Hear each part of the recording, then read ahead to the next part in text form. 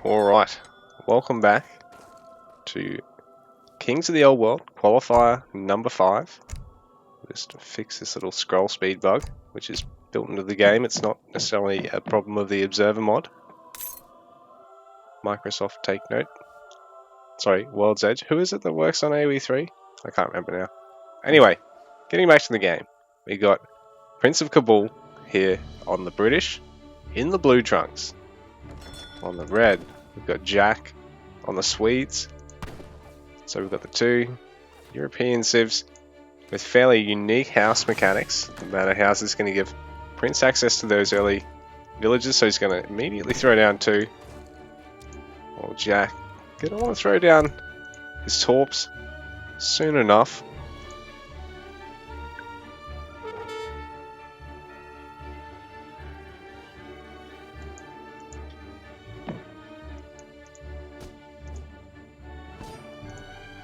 Nice XP treasure there for Jack.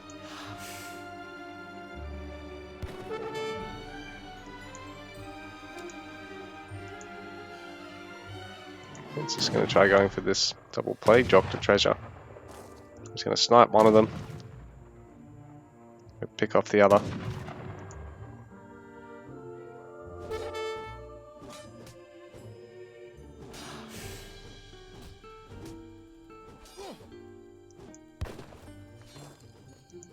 So torp for Jack. Going to generate him some nice resources here. He's going to get wood and coin out of that.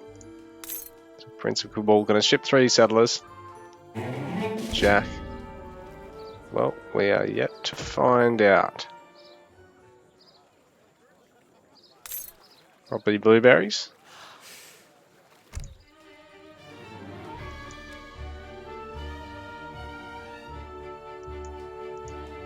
Yeah, he's going to go for blueberries. So this does, I think, not double, but near double the food gather rate of the torps. And the beauty of them is they start to count as more than one villager in terms of eco once you start stacking up things like Engelsberg Ironworks and blueberries.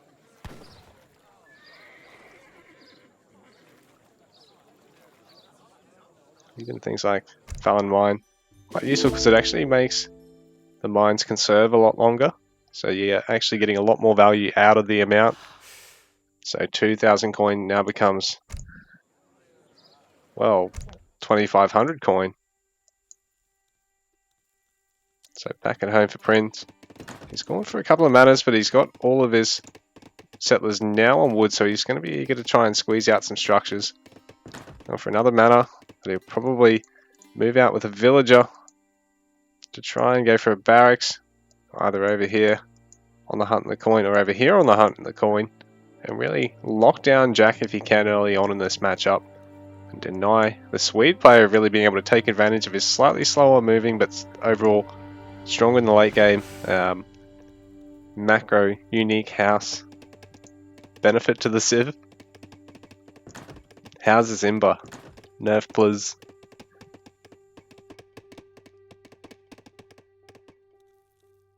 So age ups on the way for our players. Jack's a little bit slower here than Prince's, and Prince has a higher vil count despite the earlier age up.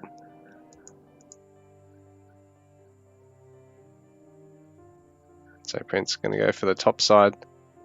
Getting the manor, this will give him a second villager, so he can get that barracks up really quickly, and then just start trying to steal some opponents' resources. Add a second barracks or a stables or both behind it quite quickly, and just really keep the pressure going and force Jack to have to try and tower up or just defend garrisoning units in the town center and try to bait out with these outlying torps and then engaging favorably. So to see how these players fare.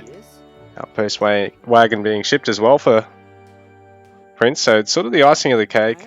Gets the coin and that free tower out of aging, so it becomes really hard for his opponent to try and push into this if he actually breaks the initial push. Jack.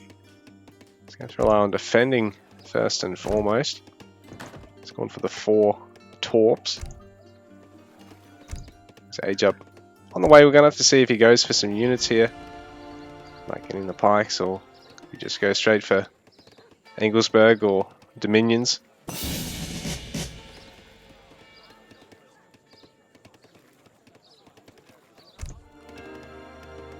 So not only does Dominions give you the 4 torps, it makes them slightly stronger. I think it increases their gather radius as well. It gives them crate gathering, sorry. Did they used to have a card, or have they got a card to increase gather radius? I thought they did. Was it one of their wood cards? Anyway, Prince going for the attack now, but he's going to lose some muskets. Forces Jack to get militiamen out very early. The Explorer probably going to fall quickly. A bit more XP for Jack, and he's going to be shipping some leather cannons. He'll be able to defend with that. He's going to actually ship Dominions behind this as well. So Prince of Kabul shipping more vills, 5 settlers. And he's already up to the 6 houses as well. So he's able to really boom up to 31 vills to his opponent's 15 at the moment.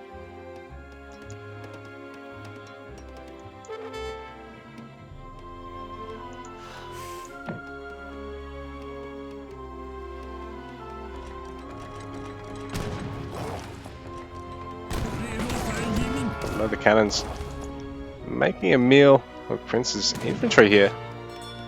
Jack going to get those 4 torps. We'll surround another one of these mines. Let's even go for this one down over the south, then build around this silver mine closer to his base later. Prince is active on the map here. He could potentially force Jack to come out and have to defend this really early on, before he's got a nice critical mass. And look at his army at the minute. While he does have those other cannons, these muskets, these militiamen are all one-shottable. There's only the pair of Carolians at the minute. There's some more being trained up for Jack. The Prince going to pick off Adolf Nordenskjold.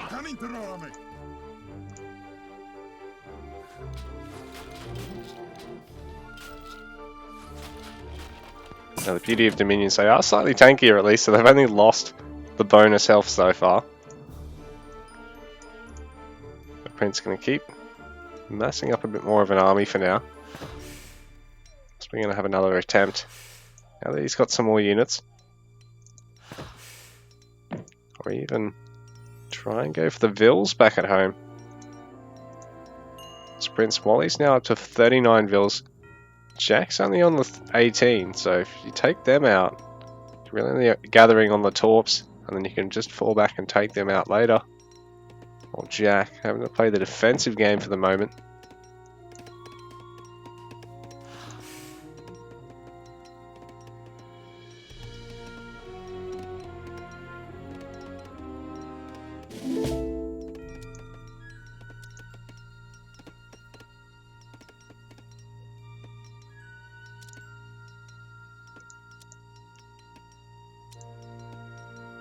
In terms of army size, Jack's not too far down considering Prince is so far ahead in terms of vills. But these torps obviously gathering quite a nice amount of vills for Jack, though he's going to start losing some of the torps.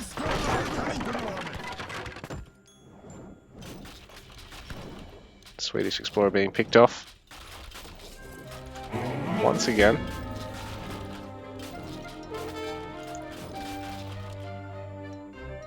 Prince not wanting to lose anything before he takes the engagement here, so smart to disengage from the torps there.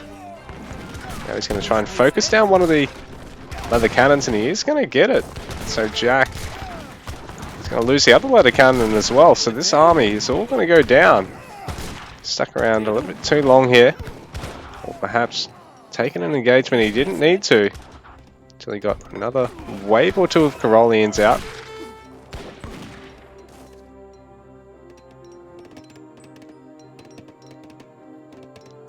Considering how much wood he's gathering, he's probably going to go Yeah, he is. He's going to go for artillery foundry and start trying to make leather cannon. So he probably should have just stayed in his base and just relied on the fact that while Prince was taking that out, he wouldn't have enough just to overwhelm him back at home. He'd be able to repel this attack with ease, but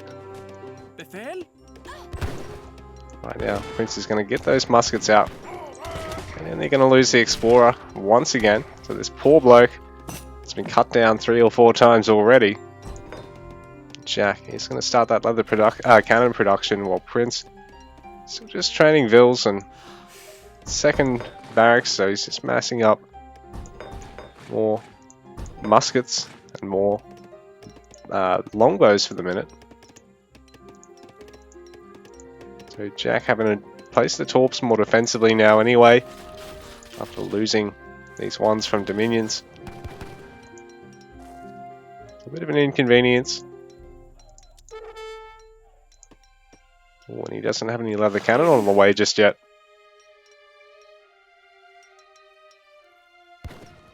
So maybe going for that torp back at home there rather than getting some more right now could really make things a lot rougher than otherwise need be, because Prince is now starting to really overwhelm him in terms of army count, let alone the villager count behind it. 55 to 25 eco and 40 to 23 army pop. So here we go, leather cannon on the way for Jack, but can he defend long enough for them to get out on the map? There's a lot of infantry here for Prince. Jack having a... Well, he really probably needs to get some villagers garrisoned just so he can damage out the town center, but at the same time he needs to get as much wood and food as he can to keep producing through this. He does have plenty of gold, but really needs... only got the 1 leather cannon now. This little bloke is going to get picked off pretty quickly here.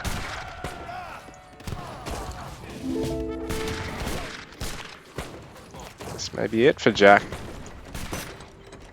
Going a little bit too hard through all this, and Prince, the damage is done. GG.